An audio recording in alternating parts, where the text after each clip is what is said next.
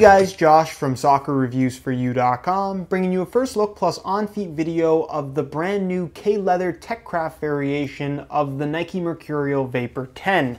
Now inside the box they do include a string bag to go along with the shoes themselves. The string bag is black in color with black strings. It features a pink swoosh on one side and your pink Nike football branding on the other.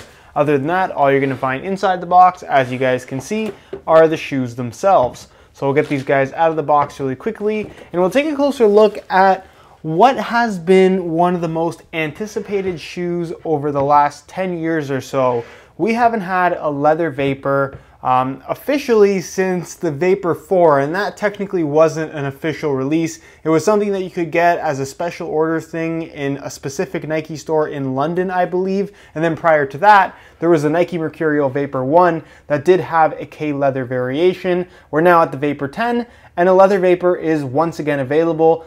Definitely the widest release that we've ever seen of this particular shoe, and a release that unfortunately will be overshadowed by the leather Superfly, which is also very exciting. But like I said, if you are a soccer cleat enthusiast and have been for a very long time, you know that leather Mercurial Vapors have really been on the wish list of any soccer cleat / football boot enthusiast for a very long time now. So I'm personally very excited to try these things out. In today's video, we're going to be going over all the details on what this thing has to offer, how the quality of the leather is, of course how they fit and feel, how much lighter or heavier they are than a standard pair of synthetic Vapors, and essentially everything you could possibly want to know about a K-Leather Nike Mercurial Vapor 10. So if you're interested in learning more, please stick around and watch the entire video. If you're interested in a pair of these for yourself, be sure to click the very first link down below in the description of this video. That'll take you to the review page on my website, and on that page you will find Buy It Now links with exclusive SR4U coupon codes where you'll be able to pick these guys up below their normal retail price. So again, if you're interested in a pair, first link down below. And with that being said, let's get right into the review. So is a leather Vapor as awesome as it sounds? Short answer to that question is yes. It really is better than I was expecting it to be. Something I was really worried about, as we've seen with a lot of the Techcraft models,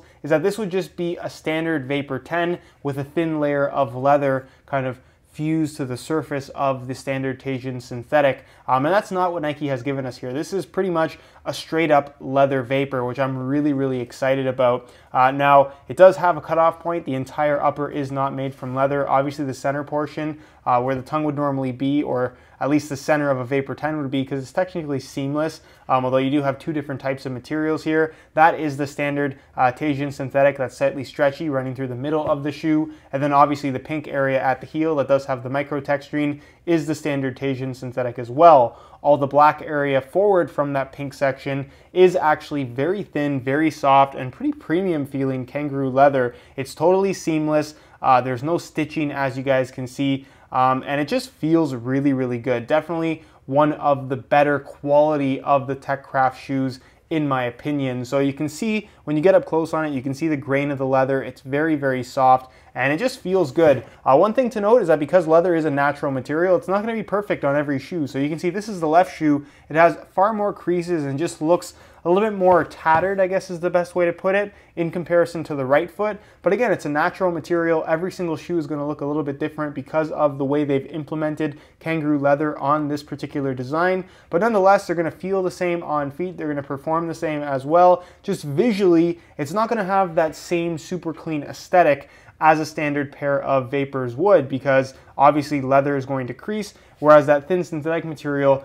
really isn't going to crease much at all, at least show any visible creases on the shoe. The surface of the leather is left completely smooth, so it's going to have a very natural feel. And in regards to reinforcement, because obviously there isn't any stitching, the inside of the shoe that I can't show you all that well, maybe I can show you a little bit, does feature a synthetic leather lining that covers pretty much the entire leather portion of the upper. So that's acting as your reinforcement. Normally on a pair of Vapor 10s, you would have a thinner, kind of more open support cage that's fused to the inside that works with the lacing system. This one does not. You have a little bit of reinforcement where the lace holes are positioned, just so they don't rip through the actual upper, but for the most part, you're just getting a thin layer of synthetic leather on the inside of the natural leather, and that is your reinforcement. So is the shoe going to feel the same on feet as a standard pair of Vapor 10s? The answer to that question is no. It's going to have a slightly softer, more flexible feel, but the general shape of the shoe is still very similar. In regards to how much it's going to stretch, that's something that I can't really say until I've actually worn them and put a couple hours in them, but as of right now, I can tell you that they feel really good, and of course that's something we're going to talk about a little bit later during the on-feet portion of the video. So again, you do have that seamless construction like a standard pair of Vapor 10s, which actually they've implemented pretty seamlessly on this design, combining leather and synthetic materials in kind of a one-piece construction, even though technically it's not one piece because you have two different types of materials, one natural, one synthetic. ACC, all conditions control branding, is right there on the tongue, so obviously this does have ACC as well, acting as your wet control element. Being that this is a Vapor 10, it does have your standard Mercurial low cut in the heel, internal plastic heel counter, same liner that you'd find on a standard pair of Vapor 10s, synthetic leather with some decent padding. Insole is fully removable, mesh liner on top, perforations throughout.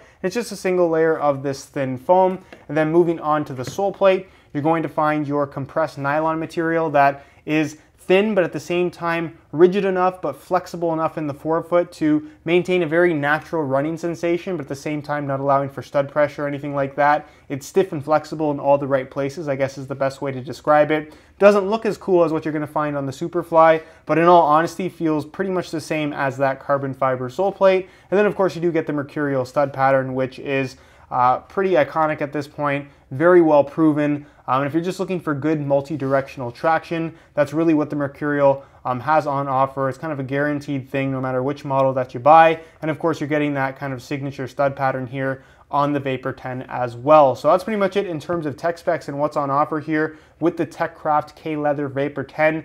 It really is a well-executed design in my opinion. I like how they've implemented the leather, and I can't wait to try them out. In terms of weight, I thought we'd compare the K-Leather and standard synthetic variations of the Vapor 10 by weighing them in real time on this scale, so we can see if there's any significant difference between the two. So keep in mind these are both in brand new condition and both the exact same size 9 US. We'll start off with the synthetic model, throw it on the scale, and you can see that it weighs in at 6.25 ounces, the equivalent of 177 grams. So very lightweight. Remember those numbers. Change the scale back to ounces, pull these off, and throw on the K-Leather TechCraft variation. And you can see that they weigh in at 6.6 ounces, the equivalent of 188 grams. So you're talking about a weight difference of about 0.3 to 0.35 ounces, which is very, very small. Are you going to notice a weight difference between these two shoes, either in hand or on feet? In hand, maybe just a little bit, but on feet, definitely not. So if you were thinking about buying a pair of leather Vapors, but you were being held back thinking that they would be much heavier than the standard synthetic variation, just know that they do weigh a little bit more, but the weight difference is extremely minimal, and I really don't think that the weight of the shoe is what should hold you back if you were thinking of picking up a pair. Visually, while the shoe is leather, it still maintains the sleek and very modern profile of a standard pair of Vapor 10s, which is something that I really like about this particular design. In regards to the colorway, obviously you have a combination of black and hyper pink. I don't think the shoe looks bad. I could personally do without the pink, but obviously pink has done pretty well for Nike in the last couple of years, so I don't blame them for putting it on this kind of a long-awaited variation of the Mercurial Vapor 10, or just the Mercurial line in general. Not for me personally, but if you like bright colors, this pink definitely does contrast well with the black on the upper, black laces. You have the pink outline for the Nike swoosh right here with a black swoosh right there on the medial side. You have your Mercurial branding in black going across the back of the heel. And then the sole plate is black in color with a nice sparkly finish. One pink Nike swoosh on the base of the sole as well, while the stud plate is actually a translucent pink color, with some of the studs being pink and others being kind of like a violet purple that actually look really cool. I'm a big fan of the appearance of the sole plate. But that's pretty much it in terms of the aesthetics. Let me know your thoughts on them down below in the comment section. Do you like how these look? Why or why not? And with that being said, let's move on to the on-feet portion of the video so we can get a better idea as to how these shoes fit and of course what the sizing is like. All right, so here is a look at the TechCraft Vapor 10s on feet. On my left foot, I have the stock black laces that come with the shoes, and on my right foot, I have a pair of pink reflective SR4U replacement laces. If you're interested in a pair of replacement laces for yourself, be sure to check out the website www.sr4ulaces.com. Find a direct link to that website down below in the description of this video.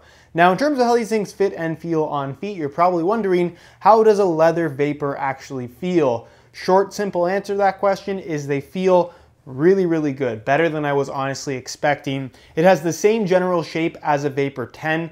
So it definitely does have that nice tight wrap across your foot, but because it's a softer, more flexible, and just kind of more premium feeling leather material as opposed to that really thin Teijin synthetic that they normally use, which also feels great, it has that same tight wrap, but it doesn't feel like it's squeezing your feet, if that makes any sense. It kind of feels like a leather sock with no seams, and it just wraps your foot really, really perfectly. That's kind of how I would describe it. Not necessarily better than a standard pair of Vapor 10s. It's more a matter of what type of feel that you're looking for. If you want that kind of ultra pure, as close to barefoot as possible type of feel, then the synthetic Vapor 10 is definitely the way to go. It's probably the best option on the market if that's the type of feel that you're looking for. Whereas if you want a very pure leather experience from your shoes, this definitely seems like it's going to be one of those options that you may want to take a very strong look at, because it's thin, wraps your foot really nicely, has that seamless kind of one-to-one sensation,